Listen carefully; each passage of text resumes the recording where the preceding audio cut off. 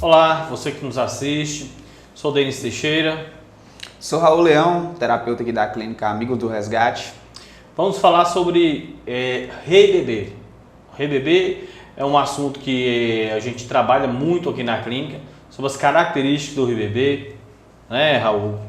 Sim, o RBB ele vem de uma situação aí, né, que ele é uma parte da nossa personalidade, né, que vem lá do nosso inconsciente, uma forma do nosso ego, que nos faz ter características infantis, né, permanecer com essas características e não amadurecer. E isso no processo de recuperação da adicção faz com que impeça ali no processo da rendição do paciente para que ele possa, enfim, evoluir e amadurecer para lidar com suas próprias responsabilidades da vida adulta, né? Ou seja, o ser humano que tem características, comportamentos do RBB, ele não é só aquela pessoa que tem problema com álcool ou outras drogas. Tem várias pessoas, independente de uso de qualquer substância, que tem essas características do RBB e não sabe. Então, essa falta de maturidade, comportamento infantis, também é característica do RBB. Tem pessoas com idade avançada, mas que têm comportamento infantil. Não é isso, Raul? Isso. E dentro do tratamento, né, a gente traz essa temática, né, traz essa explicação, esse conhecimento sobre o RBB, para que o próprio paciente ele tenha reconhecimento, ele se reconheça com essas características, né? Ele identifique em si próprio as características infantis, né? Que impede ele de, enfim, né, ter a rendição necessária para que ele abandone não só o uso de substâncias, mas também os comportamentos infantis, né? Para que ele seja um membro produtivo da sociedade e, enfim, tenha comportamentos funcionais, né? Para que ele entre em recuperação definitivamente. Para você que nos assiste, tanto paciente quanto familiar, é importante que você entenda qual é o processo do RBB para que assim você entre no tratamento. Você que está me assistindo agora, o primeiro passo para você entrar em recuperação é você identificar as características que você tem do RBB. Com isso, você vai começar a se render. Você, família, é importante que você avalie essas características do RBB e avalie se essas características batem com os comportamentos do seu familiar. Sim, a família tem um papel assim, de suma importância na recuperação desse paciente, porque ela pode ter comportamentos que podem incentivar o próprio paciente a manter esses comportamentos de RBB. Então, esse tratamento, a família tem que se conscientizar também de que ela faz parte dessa educação dessa pessoa, desse paciente, desse indivíduo, para que ele não permaneça, não mantenha esse padrão de comportamento infantil, né? Então, a família ela tem que ter o cuidado para não reforçar certos comportamentos infantis, né? Como uma pessoa muito mimada, uma pessoa que ela não tem a oportunidade de resolver os próprios problemas, porque a família está fazendo intervenções talvez ali, né, de incentivo a comportamentos infantis. Então a família tem que participar junto com esse tratamento, tem que saber identificar no seu paciente, no seu ente querido que está sofrendo com esse problema, tem que saber identificar essas características que ele tem e saber como tomar essa atitude e também amadurecer junto com o paciente, junto com o indivíduo que está fazendo o tratamento. Então vamos para as características do RBB.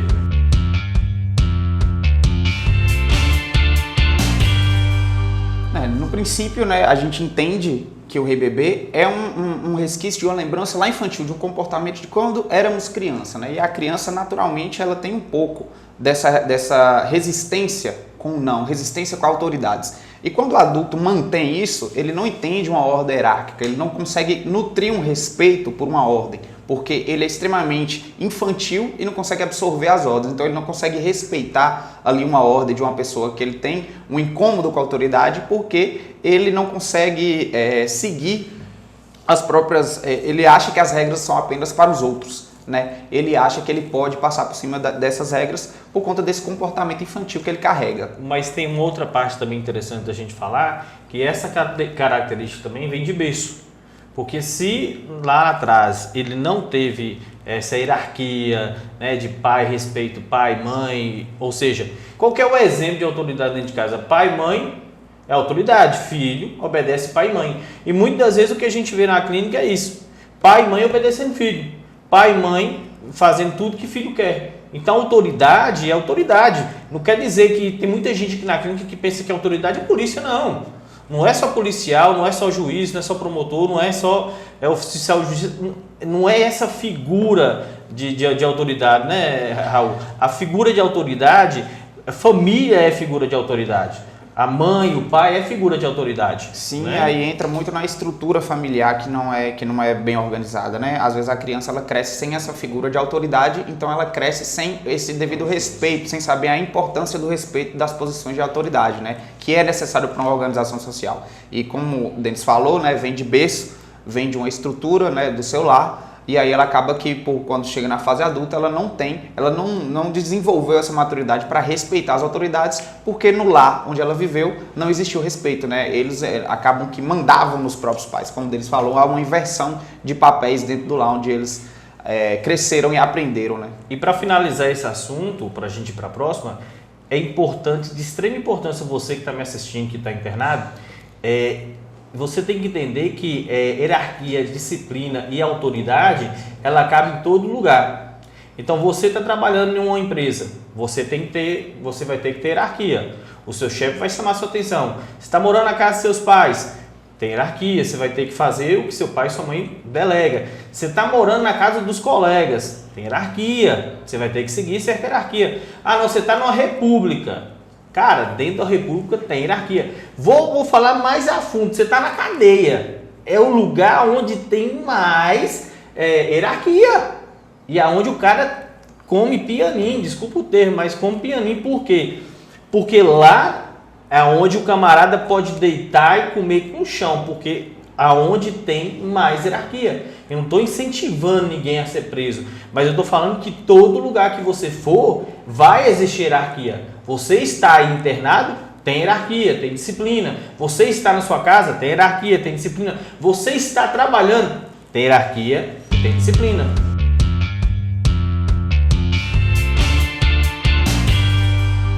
O RBB ele sempre procura aprovação porque ele deixa de fazer para ele. Ele não faz nada para ele não faz nada para agradar ele. Ele faz para agradar o outro. E com isso vem a frustração. Muitas vezes você está fazendo algo que não é do seu agrado, você está fazendo, buscando a aprovação do outro. Porém, você está, vamos supor, você está limpando a mesa, está ali caprichado, limpando. Mas você não está pensando em limpar essa mesa para deixar ela limpa. Você está limpando essa mesa pensando no elogio ou na gratificação que você vai ter. E você não tem que limpar essa mesa aqui pensando se Alexandre, se Douglas, se Raul vai, no término da limpeza dessa mesa, vai falar assim, a mesa ficou nota 10. Cara, entenda o seguinte, você tem que fazer para você. Quem tem que estar satisfeito com essa mesa limpa aqui é você. Quando você busca a aprovação do outro, o outro vai passar despercebido, ele vai entender, ele vai perceber que essa mesa ficou limpa. Mas ele não tem obrigação de falar com você, olha, ficou bacana. Mas o adicto, ele faz tudo em busca de aprovação, não é, Raul? Isso é uma questão, essa característica em si ela é importantíssima para o geral da recuperação, né? A gente fala muito sobre a motivação. Então, quando a motivação deles são terceiros, no momento que ele não tiver esses terceiros, a motivação dele cai por terra, né? Não faz um alicerce concreto. Então, isso é para toda a recuperação. Ele não tem que mudar o comportamento dele para Denis ou para eu elogiar, ou para a família dele elogiar, mas sim para ele se tornar uma pessoa melhor. Porque se ele usa isso como a base da recuperação, né, o elogio, o reconhecimento, tudo bem, mas usa como a principal motivação o terceiro, a opinião do terceiro, quando ele não tiver essa resposta positiva, ele na primeira oportunidade ele recai, porque não tem uma base concreta, ele está fazendo para os outros e não em função dele. Né? Então isso é importantíssimo para o geral da recuperação, não só para a personalidade infantilizada, mas também para todas as ações que ele vai ter diante do seu processo terapêutico de recuperação.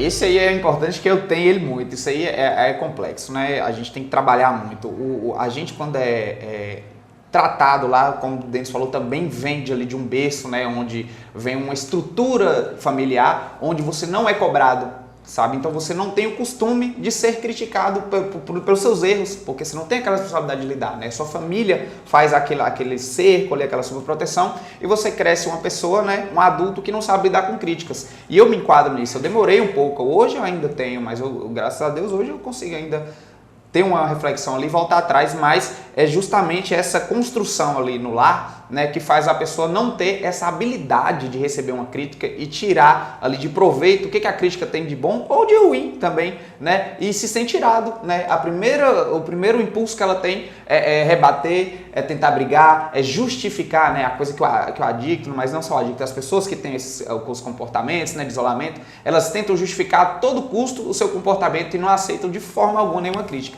principalmente negativa, né? E isso é uma característica que eu acho que vem também da estrutura familiar, né? Que você não é acostumado a lidar com as críticas desde cedo, e aí você cresce com essa crença disfuncional na fase adulta.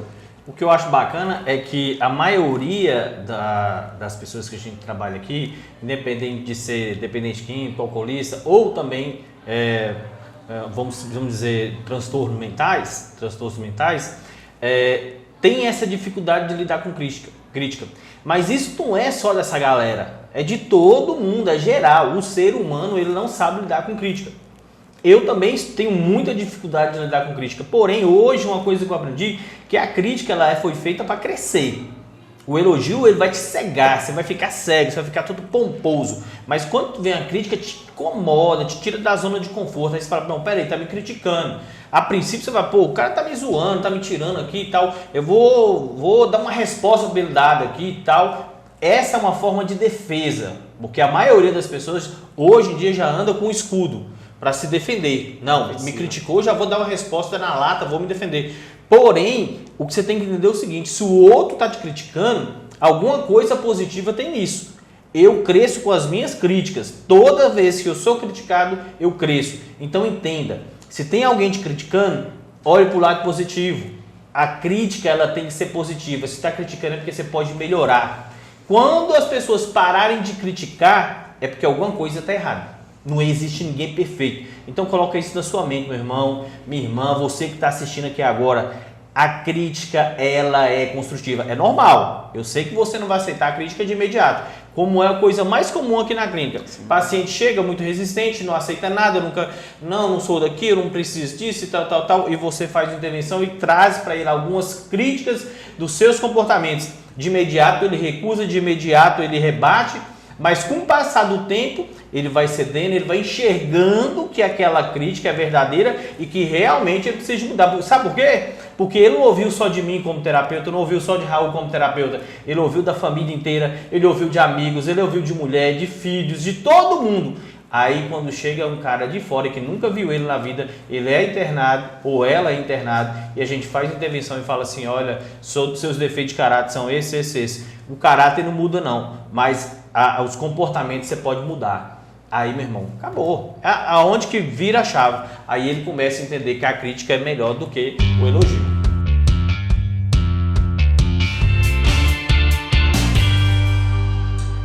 O RBB, ele age por impulsão, né? Ele é um cara extremamente mimado, um cara extremamente possessivo, o que ele quer tem que ser na hora dele. E assim, eu também fui assim. Até hoje, esse RBB, ele vem aflorando e eu venho cuidando. Eu existo um RBB, tem um RBB em mim, tem um RBB em você, tem um RBB em todo mundo. Você que está me assistindo tem um RBB. Você pode falar que não tem característica nenhuma do RBB, eu sou muito maduro, porque é isso. Todos nós temos uma criança dentro de nós. E o interessante é que o RBB, de vez em quando, ele aflora. Por que ela aflora? Ah, não, eu quero um carro. Tá, você não tem condições de ter esse carro agora. Você chega no banco, o banco nega. O que você faz? Você dá birra. Mas não é de você pular no chão e bater pezinho na pocinha d'água, não. O que você faz? Você começa a criar motivos para poder ficar irado, você começa a criar motivos para ficar estressado. E isso é normal, não se preocupe, isso é normal. Só que o RBB, ele não sabe lidar com isso. Ele não entende que tudo tem seu tempo. Tudo tem seu tempo. Eu quero isso. Não é na hora que eu quero, é na hora certa. Quem sabe a hora certa? No meu modo de pensar, meu poder superior. Quem é meu poder superior? Meu Deus, cada um com sua crença. Só que o RBB, ele quer a coisa imediata, ele é imediatista. Principalmente quem tem comportamento característico do RBB. E uma das principais características do RBB é esse imediatismo, de querer a coisa, eu quero do meu jeito, tem que ser agora. É aquela criança, eu tenho 3 crianças, eu tenho 3 filhos, e eles têm essa fase, né? O mais velho já está com 8 anos, ele já não está nessa fase de querer na hora dele, porque eu ensinei para ele que as coisas não é na hora que ele quer. É na hora que tiver condições eu vou dar a ele. E aí, hoje nós temos pacientes de 40, 50, 60 anos que bate o pezinho na poça d'água na família e fala, não, eu quero agora, tem que ser agora, se não for no telefone. Se não for agora, eu não fico. Outra coisa, se não me der isso, eu não me interno. Peraí, quem é que está ganhando? Quem é que está ganhando a internação? É você ou é sua família? Quem está ganhando é você, rapaz. Quem está ganhando é você, moça. Sabe por quê? Porque você está acostumado, sua família, a dar tudo que você quer, no tempo que você quer, na hora que você quer, do jeito que você quer. E aí cria-se um RBB. Parte culpa você, parte culpa família. Né? Não estou procurando, perdão, a palavra talvez não foi certa. Culpa não, responsabilidade. Porque é responsabilidade sua e responsabilidade da sua família. Porque você faz esse perfil do RBB e sua família como é que fala? É permissa, né? Ela permite que você continue com esse comportamento. Então, quando você continua com esse comportamento, não, eu quero agora do jeito que eu quero, na hora que eu quero, e sua família cede, você não vai parar. É a mesma coisa. Mamãe, se você me internar, você me dá uma moto. Se eu me internar, a senhora me dá uma moto. Beleza, filho, eu te dou. Quando o cara sai da internação e ele recebe a moto, ele vai parar de usar droga? Não. Por que ele não vai parar de usar droga? Porque toda vez que ele é internado, ele ganha um presente. Né? Essa, no meu ponto de vista, essa é a resposta ideal para esse ponto. Sim, é exatamente isso. Volta de novo, né, para a questão estrutural ali familiar, né?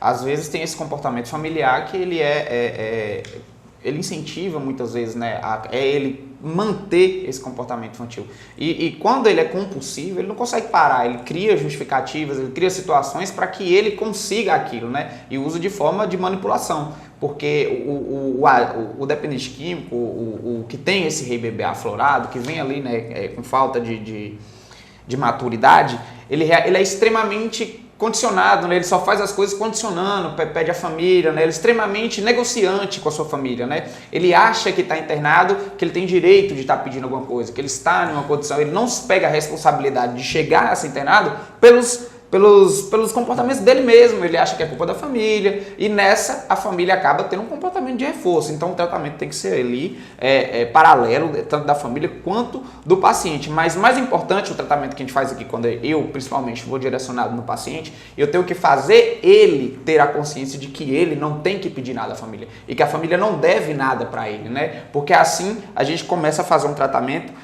dele e até a família começa a entrar mais em tratamento quando percebe a evolução desse paciente, quando ele já não joga a responsabilidade para a família, quando ele começa a tirar esse condicionamento por estar internado e entende que o fato de ele estar internado são os fins dos comportamentos que ele teve, dos comportamentos infantis compulsivos, que é o caso dessa nossa característica que estamos falando, essa compulsividade dele, essa impulsividade de não pensar antes de agir, querer sempre a todo custo e assim usando de manipulação e de vários outros artifícios e justificativas para conseguir o que ele quer. Então, quando ele começa a entender que esse comportamento é uma responsabilidade dele, aí a família às vezes também pega a mesma via e sai desse comportamento de reforço do comportamento do paciente. Então é extremamente importante, também uma questão estrutural, né? A família não pode ceder a esses caprichos, né? Ele está internado por conta dos comportamentos dele, independente se a família tem uma estrutura funcional ou não, o comportamento é do indivíduo e ele tem que entender isso, a consciência tem que partir dele, porque assim a gente pode tratar ele, mesmo se a família continuar com os reforços, ele tem a consciência de que ele precisa mudar, né? Ser independente. Mas quem precisa de entender que quem perde é você. Isso.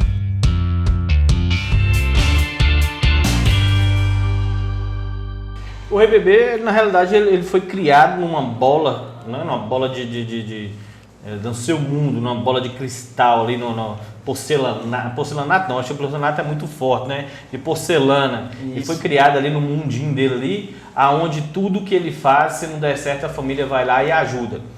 Tudo que ele vai tentar, ele pensa e não age. O medo do fracasso, o medo da rejeição, o medo de tentar algo novo, por quê? Toda vez que ele vai fazer alguma coisa, sempre tem que ter o pai, a mãe, alguém por trás, né? Ele foi criado numa bolha. E essa bolha, ele tá, vamos dizer que ele está no ventre da mãe, ainda com o cordão umbilical ligado. Então, tudo que acontece, a mãe vai lá e protege. Dou exemplo do meu irmão. Meu irmão fazia alguma merda, eu tinha que ir lá e limpar. Fazia alguma merda, minha mãe tinha que ir lá e pagar. Então, assim, ele não projetava a vida dele. Quem projetava a vida dele era a gente. Não, eu vou abrir uma loja. Quantas lojas eu abri para o Daniel? Abri as lojas para ele, ele ia lá, fazia as merdas dele, ia lá, limpava, dava moto para ele ficar pagando, não pagava, eu tinha que pagar. Carro, não terminava de pagar, eu ia lá e pagava, né? Quantas vezes eu já fiz as coisas pro meu irmão? Só que chegou um ponto que eu entendi que eu tinha que mudar. Porque ele acha que assim, não, eu não posso, eu não consigo. Por quê? Porque toda vez que ele começava a fazer alguma coisa, tinha o início, meio, mas o fim nunca existia. Por quê? Toda vez que tinha uma dificuldade, ele pulava fora. Toda vez que tinha dificuldade, ele pulava fora. Né, Raul? Só para fechar, né, isso cria esse ciclo vicioso do adicto. Né? Ele sempre sabe que vai ter alguém ali para lidar com seus fracassos. E aí ele com essa zona de conforto, nada mais é do que uma zona de conforto, né? Ele não sai, ele não consegue passar desse ponto, ele sempre esbarra nos fracassos e sabe que alguém vai lidar com os prejuízos por ele. Então ele fica com esse medo de ir para frente porque ele fica nessa zona de conforto e sabe que ali as pessoas vão acolher ele. Então também é necessário o redor, os terceiros também entender que ele precisa fechar os ciclos dele, ele precisa ser uma pessoa independente, né? Por mais que a gente tenha uma boa intenção em ajudar esse indivíduo, a gente precisa chegar a um nível de fazer com que ele saia da zona de conforto dele que ele criou dentro dessa situação.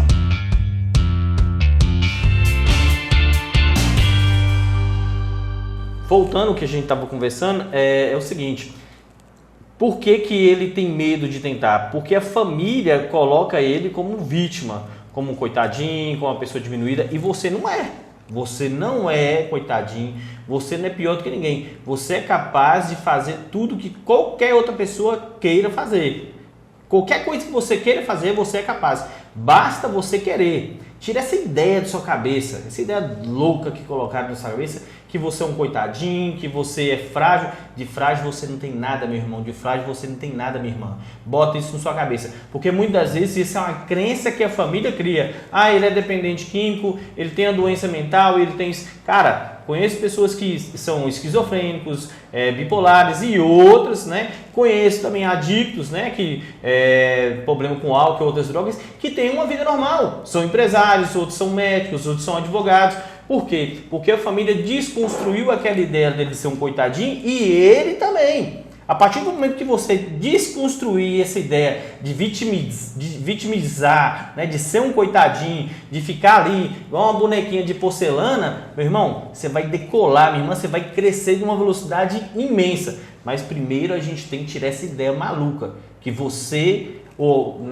tá achando que você é frágil, que você é de porcelana. Não, você é um vencedor, você é uma vencedora. É só você querer. Só você querer. Grava o que eu tô te falando. Se você quiser, você consegue. Pra mim, é isso. Perfeito.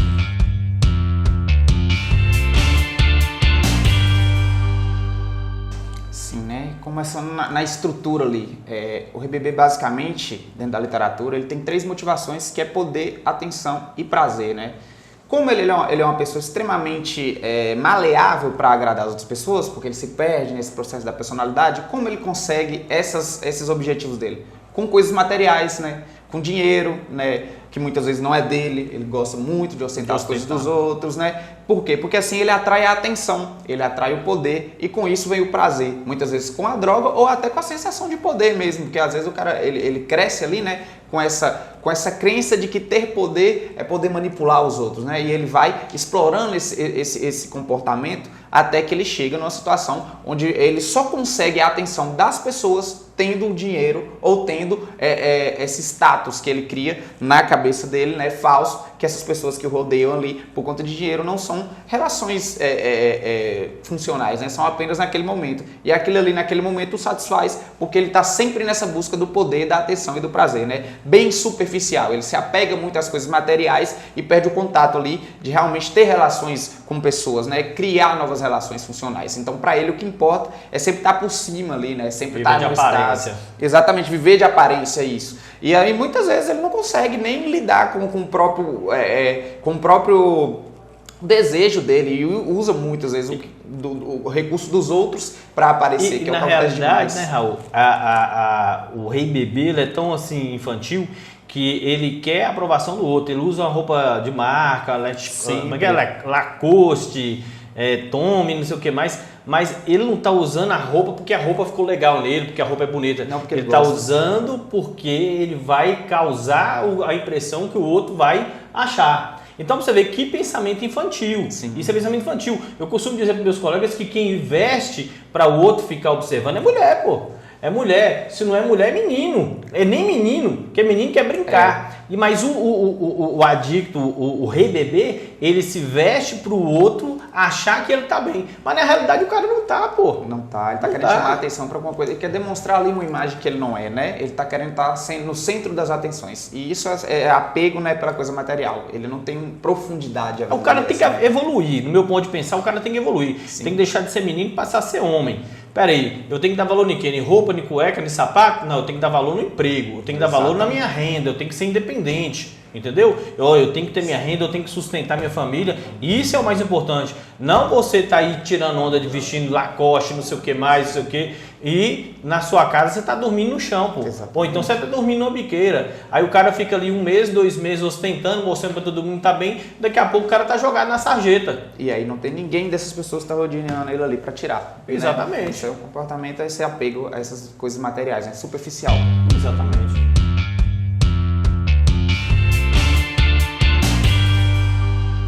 Foque em mim aqui. A parte mais difícil da entrada do paciente na clínica, a maior dificuldade que ele tem é com regras, é com disciplina, porque ele não tem regras, ele não tem disciplina. Ele acha que a regra é só para o outro. Ele acha que tem que andar, né, na linha é só o outro. Então, a parte mais difícil, né, Raul, Sim. do paciente assim que ele chega na clínica é lidar com regras. Por quê? Ele nunca teve regras, ele não teve limites, ele não teve disciplina. Então, quando ele chega aqui, a parte mais difícil não é a adaptação de apartamento, não, porque todos os apartamentos têm ar-condicionado, tem TV, talvez nem isso tem casa. Mas a maior dificuldade é lidar com regras. É regra, é horário para comer, é horário para dormir, é horário para poder rezar, é fila para poder se alimentar, é horário para isso, é horário... Então, assim, a maior dificuldade é regras. Por quê? A maioria deles viviam desregrados, faziam o que queria, na hora que queria, do jeito que queria e se quisesse fazer. Então, você que está me ouvindo agora, a sua maior dificuldade não é estar internado, é sair da zona de conforto e o quê? Entrar no ritmo de regras. Quando você tem que seguir regras, você está saindo da zona de conforto, porque você não vivia isso. Então, a partir do momento que você começa a seguir regras, você vai começar a se confrontar. E aí, quando você começa a se confrontar, gera aquele desconforto e a pessoa se sente incomodada, né, Raul? A resistência, né, que o paciente chega e ele tem. E uma parte essencial, assim, não só para adicto, não, para a vida de um ser humano funcional, existe uma palavra-chave, que é disciplina. Então, quando eles chegam aqui, eles chegam totalmente sem disciplina. E isso, eu digo mais, expõe a situação de um rei bebê bem aflorado, né? Quanto mais ele tem dificuldade, mais ele tem dificuldade lá fora de manter uma vida, de manter uma rotina, que é uma coisa natural para a vida da gente, né? O adicto, ele tem essa coisa de querer pular o processo e ir para o propósito direto. Ele não aplica a disciplina. E aí ele se embaraça todo. E a gente implanta aqui esse processo terapêutico, que a primeira coisa que a gente tem que colocar nele é uma disciplina, para ele entender, pô, tem um horário para comer, e que é uma coisa bem simples, na verdade, é um horário para acordar, é um horário para comer, refeições balanceadas, né? Limpeza do seu próprio local, porque isso é função, né, de laboral básica de um ser humano, né? E a gente traz ele para virar um ser humano, para entender, né? Para que ele entenda a importância da disciplina. E aí com isso ele vai entendendo, vai vendo os resultados positivos, vai ficando mais apto, né? Porque até a vitalidade do ser humano fica melhor quando ele se movimenta, né? E eu vou te falar mais, não é só o paciente que precisa de regra, não. Você, familiar que está me assistindo aqui também, tem muito familiar que não quer saber de lidar com regra, não. Quer burlar, quer manipular, quer corromper, né? Muitas vezes quer corromper. Ó, a regra é essa. Não, mas dá um jeitinho pra mim aqui, dá um jeitinho ali. E aí pergunta, por que meu filho mente? Por que meu filho não quer seguir regras? Porque você não segue regras. Você sempre quer dar um jeitinho. Você quer burlar as regras da instituição que ele está internado. Ou seja, você mesmo ensinou a ele que ele não precisa seguir regras, né? Então, assim, é importante que a pessoa saiba que até mesmo para ele ficar em recuperação, ele precisa ter regras.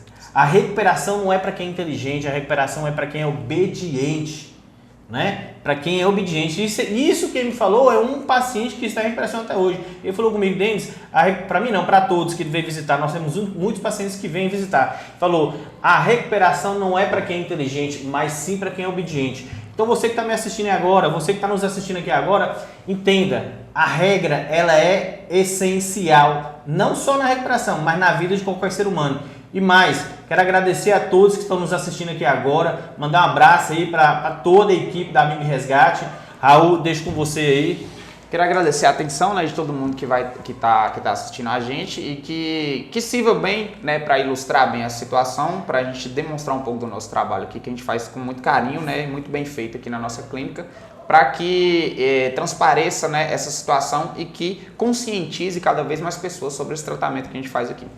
Para finalizar, você familiar, você paciente, nada muda se você não mudar.